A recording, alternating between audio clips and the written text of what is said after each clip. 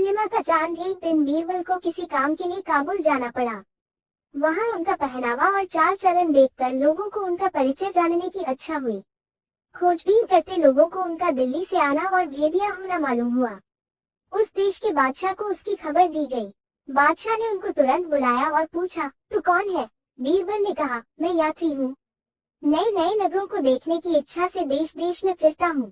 काबुल के बादशाह ने पूछा, तुम देश देश में फिरने वाले हो तो बताओ, हमारे जैसा और भी बादशाह देखने में आया? बीरबल बोले, जहाँ पनाह, आप तो पूर्णिमा के चंद्रमा के समान है और हमारा बादशाह दूज के चांद के बराबर है। काबुल का बादशाह ये सुनकर बहुत खुश हुआ और बीरबल को छोड़ देने का हुक्म देकर बड़े आदर के साथ अपनी सभा में बैठने का स्थान दिया और सभा खत्म होने पर बीरबल को वस्त्र और आभूषण देकर विदा किया।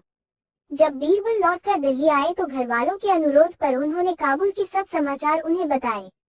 ये बात फैलती फैलती बीरबल के शत्रुओं तक पहुंची और उन्होंने अकबर बादशाह के कान भर दिए।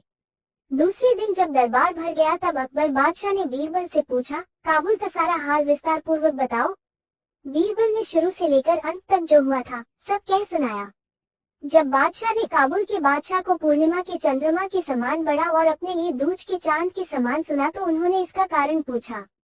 बीरबल ने तुरंत कहा, हुजूर, पूर्णमासी का चंद्रमा चाहे कितना ही बड़ा क्यों न हो, परंतु उसको कोई नहीं मानता और इसके अतिरिक्त वो दूसरे दिन से ही घटने लगता है, जबकि दूज का चांद यद्यपि छोटा होता है तथापि हिंदू और मुसलमान सब लोग बड़े प्रेम से उसके दर्शन करते हैं।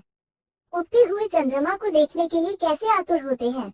मुसलमानी महीने का आरंभ दूज से होता है। नौकर लोग दूज को शुभ मानकर उसी दिन से कार्य आरंभ करते हैं और सबसे बढ़कर यही है कि वो प्रतिदिन बढ़ता है। अब आप ही बताइए कि काबुल के बादशाह को पूर्णिमा का और आपको दूज का चंद्रमा बताने में किसकी बड़ाई हुई?